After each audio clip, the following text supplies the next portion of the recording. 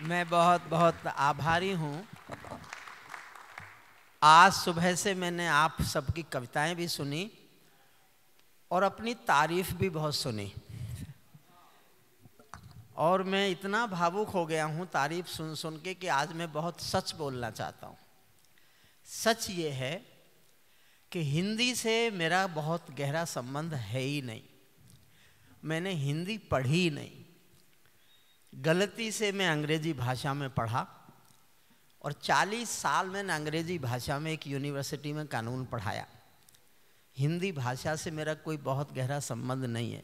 मैं संयोग से प्रसिद्ध हो गया, सिद्ध नहीं हुआ, सिद्ध नहीं हुआ। क्या बात है, वाह। मैंने कहा ना, मेरा सच बोलने को मन कर रहा है। मुझसे अधिक सिद्धि, आज मैंने जिन बच्चों को सुना 50% लोगों में मुझसे अधिक सिद्धि कविता की थी। वाह। और ये ऐसी सिद्धि थी, मेरी जैसी प्रसिद्धि उस सिद्धि के लिए पानी भरती है, पानी भरती है उस सिद्धि के लिए। वो प्रसिद्धि जो मुझे मिल गई, क्या बात है। क्यों मिल गई मुझे नहीं पता, मेरे नसीब में लिखी होगी। इसलिए मैं प्रसिद्ध हो गया, सिद्ध नहीं हो पाया। मैं इसीलिए नई पीढ़ी को सुनता हूं, इसीलिए अब पढ़ना शुरू किए हूं, इसलिए अब सीखने की कोशिश कर रहा हूं कि मेरी प्रसिद्धि की लाज बचाने के लिए मुझे प्रभु थोड़ी सी सिद्धि भी दे दे, तो मैं इस प्रसिद्धि की लाज बचा लूंगा जो मुझे आप लोगों ने स्नेह करके दे दी। मेरे सिद्ध तो ये बैठे सामने गुणवीर राणा। आज मैंने इनसे कहा, इनका चेहरा देखो, बहुत श्रेष्ठ गजलकार है देश का, और इसके चेहरे को देखो, ऐसा लगता है कि इसने श्रेष्ठ गजल सुनाई और किसी ने ताली नहीं बजाई। उसके बाद जो चेहरा मिलता है दाद नहीं मिली, वो सही गुणवीर से। राणा होता।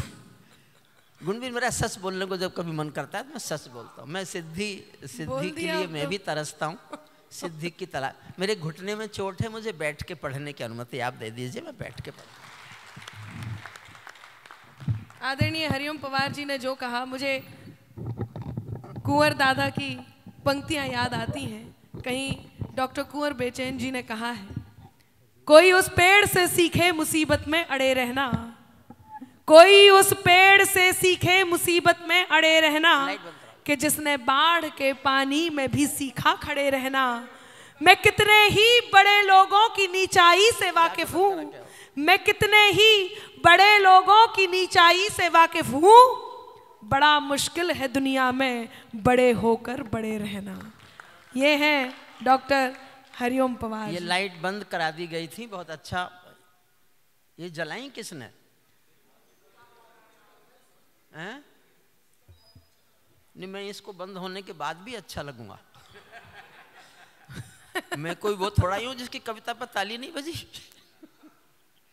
ठीक लग रहा है ना साहब?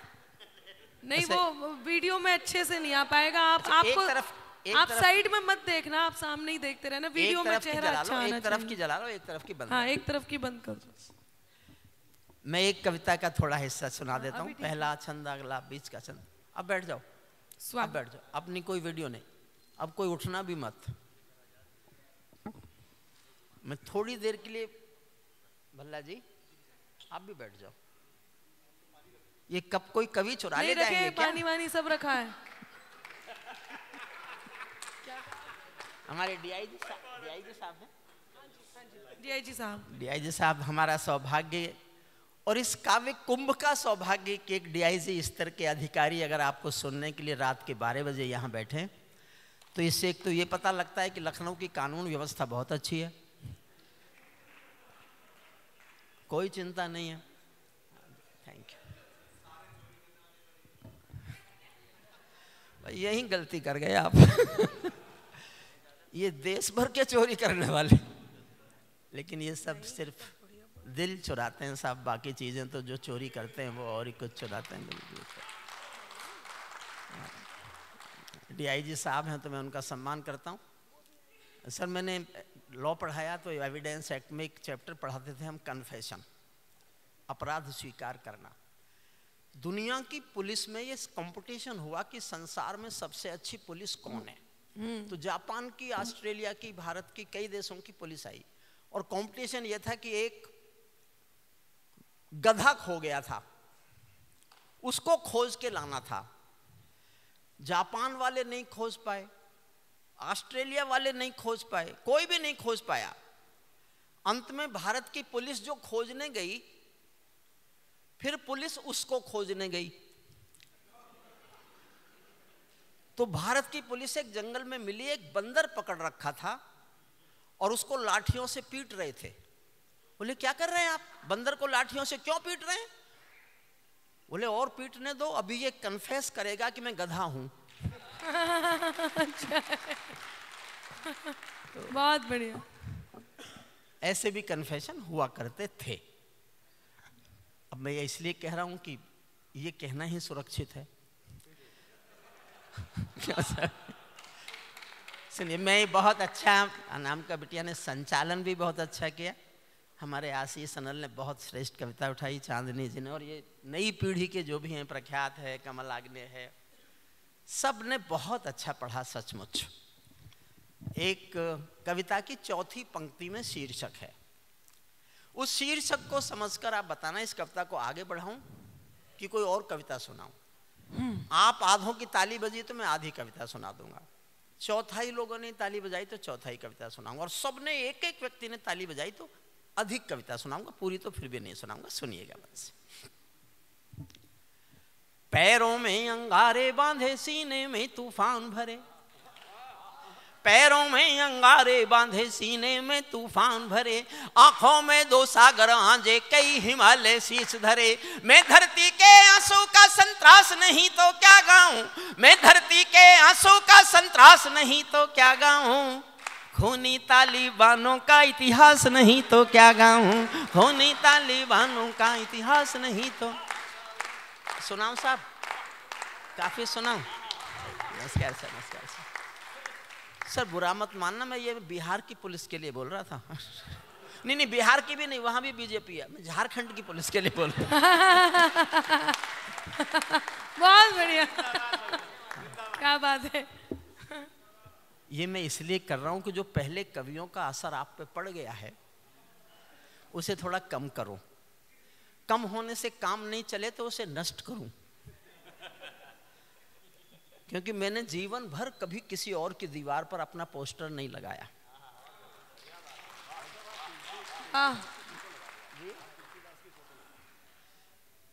आशीष, मैं कुछ भी कर सकता हूं।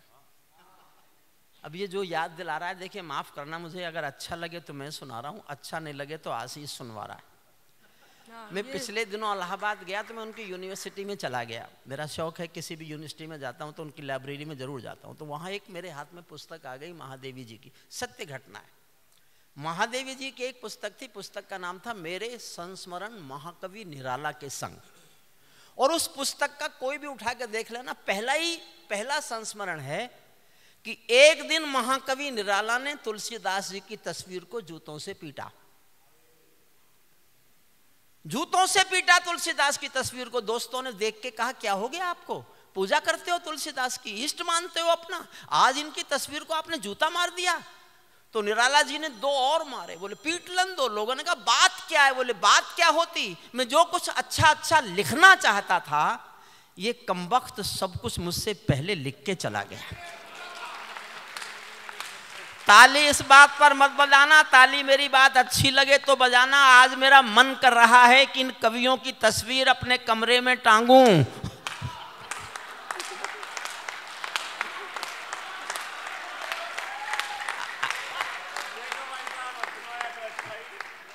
पैरों में अंगारे बांधे सी, अब गंभीर होना, बस मैंने आपको गंभीर करने के लिए हंसाया है। पैरों में अंगारे बांधे, सीने में तूफान भरे, आंखों में दो सागर आंजे, कई हिमालय शीश धरे। मैं धरती के आंसू का संतरास नहीं तो क्या गाऊं, खूनी तालिबानों का इतिहास नहीं तो क्या गाऊं, आगामी तूफानों का आभास नहीं तो क्या गाऊं, दुनिया के दादाओं का उपहास नहीं तो क्या गाऊं, दुनिया के दादाओं का उपहास नहीं तो क्या गाऊं। नई सदी परमाणु बम के गहने पहने बैठी है, गंभीर होना थोड़े से बस। नई सदी परमाणु बम के गहने पहने बैठी है, घायल धरती मां अंबर से पीड़ा कहने बैठी है, पुरवैया बम बंदूकों का जहर उगलते देखी है, विस्फोटों की गर्म हवा से नदी उबलते देखी है। नदी समंदर पर्वत घाटी झरने सब बेनूर मिले, कुदरत की सुंदरता के आभूषण चकनाचूर मिले। कुदरत की बहुत बहुत आभार आपका। कुदरत की सुंदरता के आभूषण चकनाचूर मिले। मैं मेहंदी पायल कंगन के गीत नहीं गाने वाला, मैं मेहंदी पायल कंगन के गीत नहीं गाने वाला, आग छोड़कर चंदन बन के गीत नहीं गाने वाला। मैं उगते सूरज की लाली गाने वाला चारण हूँ, धरती पर मानवता के अधिकारों का उच्चारण हूँ। अंधियारों में शब्द किरण का उजियारा गाता हूँ मैं, धरती से आतंकवाद का निपटारा गाता हूँ मैं, धरती से आतंकवाद का निपटारा, धरती से आतंकवाद का निपटारा गाता हूँ मैं। मेरी कलम कामना गाती है जग की खुशहाली की, लेकिन दिल में आग भरी है दुनिया की बदहाली की। कितना अधोपतन देखूंगा सत्ता के व्याकरणों में, गांधी लिंकन बुद्ध पड़े हैं चरमपंथ के चरणों में। और दो पंक्तियां आपकी तालियां चाहती हैं, बहुत जोरदार आशीष चाहता हूं, आप तक पहुंच जाए मेरी बात। तो कितना अधोपतन देखूंगा सत्ता के व्याकरणों में, गांधी लिंकन बुद्ध पड़े हैं चरमपंथ के चरणों में। मुझको ये पूरी दुनिया लाचार दिखाई देती है, मुझको ये पूरी दुनिया। वापिस आओ, वापिस वापिस वापिस आओ। आप उठे कैसे? इतने बहादुर, मेरी कविता पाठ के बीच में उठे, इतनी हिम्मत। वाह। अखिलेश यादव जी की सरकार होती तो आपकी इस बहादुरी पर यश भारती पक्की थी। अब मत उठना कोई, मैं कहना नहीं चाहता, मैंने जिन सरकारों पे लिखा वो बैठ गई। मैं कवि नहीं हूं, मैं एक आग का नाम हूं। आग का नाम है हरिओम पमार। उस आग का नाम हरिओम पमार है जिसको छुओगे तो जलोगे भी तुम, और छू नहीं सके तो छूने के लिए तरसोगे भी तुम। दावा केवल मैं करता। वाह। मुझको ये पूरी दुनिया लाचार दिखाई देती है, मुझको ये पूरी दुनिया लाचार दिखाई देती है। चीर हरण के चौसर का दरबार दिखाई देती है, चीर हरण के चौसर का दरबार दिखाई देती है। गंधारी की धरती पर भूचाल दिखाई देता है, अफगानों का जनजीवन बदहाल दिखाई देता है। तोप तमंचों से घायल परिवेश दिखाई देता है, तोप तमंचों से घायल परिवेश दिखाई देता है। खूनी बाजों के पंजों में देश दिखाई देता है, यूएनओ में दुनिया का विश्वास टूटते देखा है। हथियारों के बल पर कोई देश लूटते देखा है, हथियारों के बल पर कोई देश लूटते। गुणवीर भाई, मैं पिछले दिनों बनारस गया एक कार्यक्रम में, तो मेरा एक दोस्त वहाँ प्रोफेसर था, मेरे साथ था। वो जहाँ वहाँ जाके बस गया, मैं मेरठ में बस गया। तो मैंने घुटने की चोट की वजह से कुर्सी वहाँ की, तो पीछे से बोला, ए हरिओम अब तो बूढ़ा हो गया।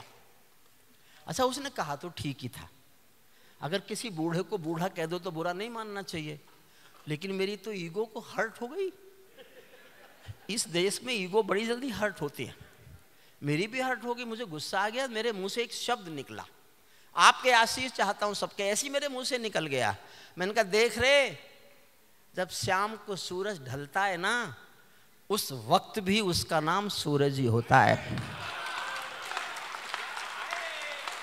मैं सूरज के साम्राज्य से आंख मिलाने, मैं सूरज के साम्राज्य से आंख मिलाने वाला हूँ, दुनिया के हर दादा का मैं ताज हिलाने वाला हूँ। आसमान की लाली मेरे शब्दों की चिंगारी है, इससे ज्यादा कोई फेंक सकता है क्या? सोच के देखो, इससे ज्यादा किसी ने फेंकी हो आज तक तो मुझे बता दो। आसमान की लाली, शब्द सुनना और मेरे साथ जुड़ जाना बस। आसमान की लाली मेरे शब्दों की चिंगारी है, मेरी पूरी दुनिया से टकराने की तैयारी है। मैं शब्दों की क्रांति ज्वाल हूँ, वर्तमान को गाऊंगा। जिस दिन मेरी आग बुझेगी मैं उस दिन मर जाऊंगा, जिस दिन मेरी आग बुझेगी मैं उस दिन, जिस दिन मेरी आग बुझेगी मैं उस दिन मर जाऊंगा।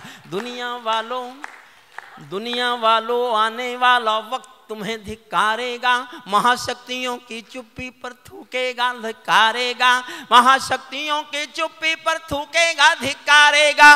दुनिया के दादा आतंकों से लड़ने में चूक गए, तालिबानी एटम की सत्ता के मुंह पर थूक गए, तालिबानी एटम की सत्ता के। मैं छोटी करता हूं कविता, ये बहुत लंबी कविता है, बीच का एक प्रसंग सुनना।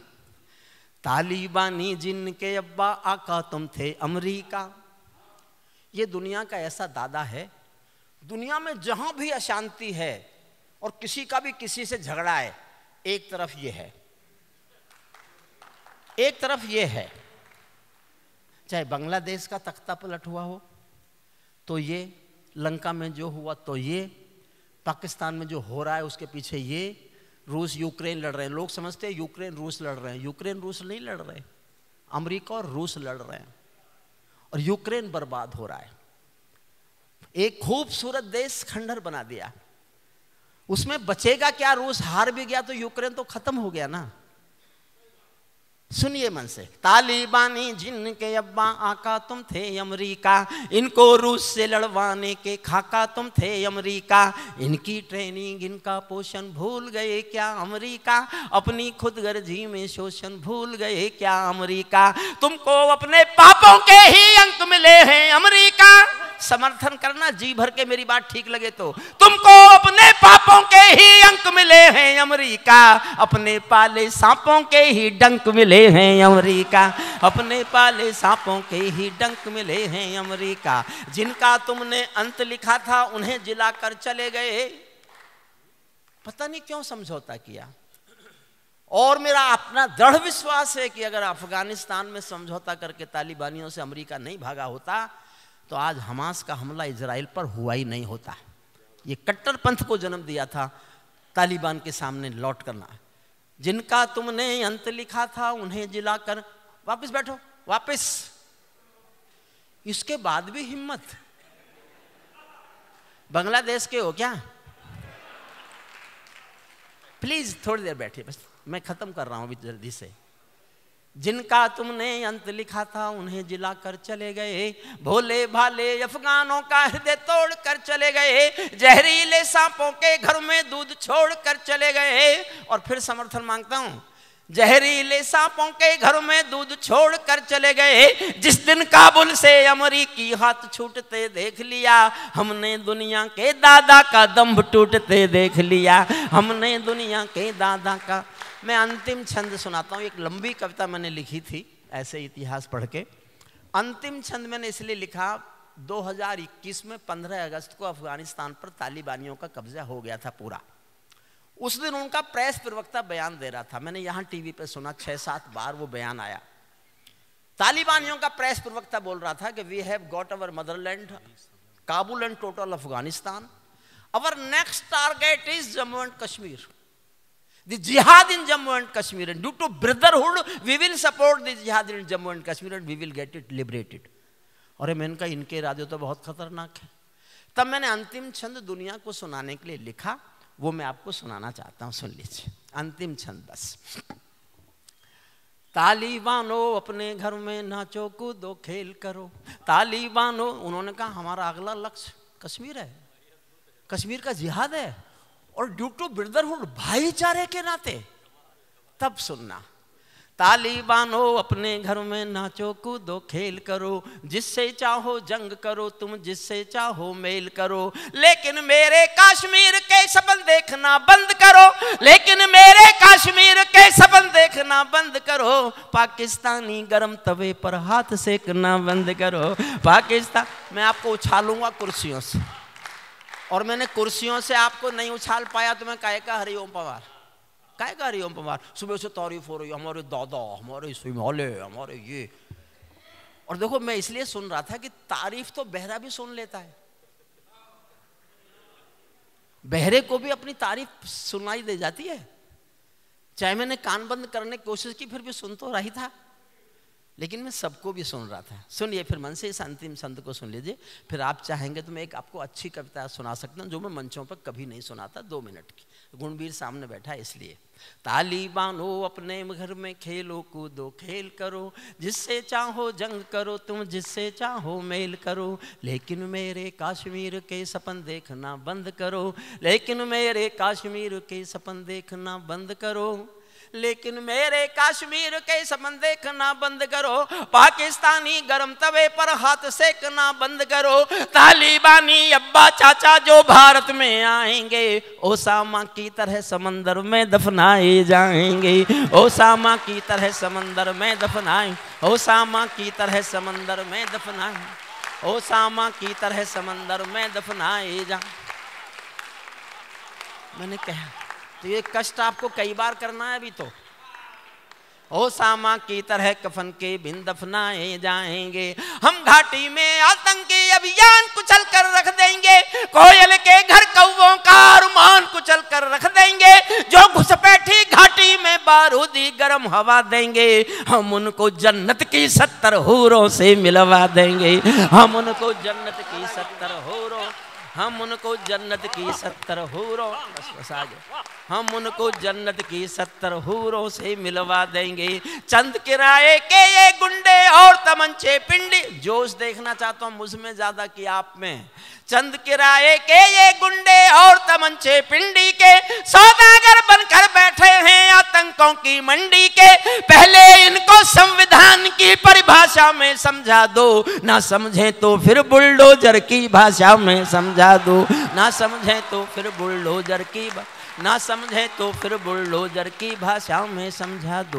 बंदूकों की गोली का उत्तर सद्भाव नहीं होता, बंदूकों की गोली का उत्तर सद्भाव नहीं होता, हत्यारों के लिए अहिंसा का प्रस्ताव नहीं होता, कोई विषधर कभी शांति के बीज नहीं बो सकता है, और भेड़िया शाकाहारी कभी नहीं हो सकता है, और भेड़िया शाकाहारी, और जो उसमें आना, और भेड़िया शाकाहारी कभी नहीं हो सकता है, धरती पर हत्यारी बंदूकों ने तर्पण नहीं किया, दुनिया में आतंकवाद ने कभी समर्पण नहीं किया, ये केवल कुचला जाता है, दूसरी राह नहीं होती, संकल्पों के निर्णय को जग के परवाह नहीं होती, जिस दिन भारत आतंकों पर पूर्ण विजय पा जाएगा उस दिन पाकिस्तान हमारे चरणों में आ जाएगा, उस दिन पाकिस्तान हमारे चरणों में आ जाएगा, भारत ने हर समझौते का आदी बनना छोड़ दिया। और मैंने अगली जो लाइन लिखी, गुणवीर भाई मैं 3 दिन भूखा रहा, सोया नहीं, मुझे लगा मैंने कोई पाप कर दिया, लेकिन मैंने रिटायरमेंट के बाद में 1947 के जो पार्टीशन के डॉक्यूमेंट्स थे वो सब पढ़ डाले, उनके बाद मुझ में जो गुस्सा आया तो मैंने एक पंक्ति लिख दी, आप समर्थन करो तो इतना करना कि मैं डरना बंद कर दूं कि मैंने कुछ गलत लिखा है, और आपको लगता है नहीं साहब गलत लिखा है आपने तो चुप रह जाना सब, मैं कल से पंक्ति नहीं पढ़ूंगा, इस काव्य कुंभ के मंच पर वचन दे के जा रहा हूं, लेकिन आपको लगे कि नहीं ये तो कभी ना कभी किसी को बोलना ही पड़ेगा, मैंने हिम्मत कर दी, और मैं नहीं करता तो शायद कोई भी नहीं करता। समर्थन करो तो इतना करना कि मैं डरना बंद कर दूं, सुन तो लो पहले, आप कल्पना भी नहीं कर सकते मैं क्या कहने जा रहा हूं, क्या कहने जा रहा हूं। उस दिन पाकिस्तान हमारे चरणों में आ जाएगा, भारत ने हर समझौते का आदी बनना छोड़ दिया, और समझ के समर्थन करना, समर्थन करो तो जी भर के करना, मंच का भी मन मांगता हूं आप सबका भी, भारत ने हर समझौते का आदी बनना छोड़ दिया, भारत ने हर समझौते का आदी बनना छोड़ दिया, कुछ बातों में हमने बापू गांधी बनना छोड़ दिया, कुछ बातों में हमने बापू,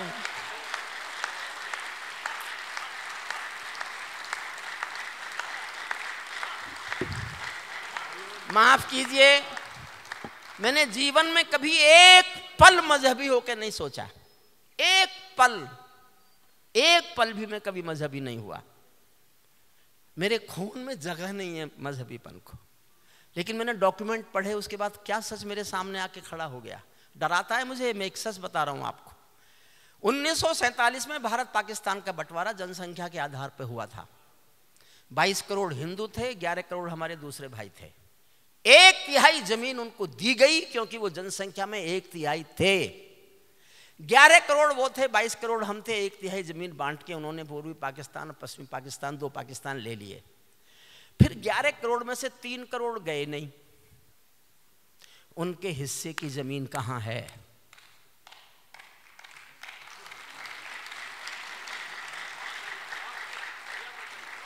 उनके हिस्से की जमीन मांगिए या फिर वो 3 करोड़ और 3 करोड़ के जितने हो गए उनको भेजिए। मैं मजहबी होकर कभी नहीं सोचता, मैं देश के लिए सोच रहा हूं। मेरे दिल में देश के सिवा कुछ है ही नहीं, कुछ भी नहीं है। इन सब की शादी तो हुई, मेरी तो वो भी नहीं हुई कि ऐसे बकता है, इसकी शादी कौन करे जी? अगर होने के बाद ऐसे हो जाते हैं तो नहीं हुई तो अच्छा हुआ।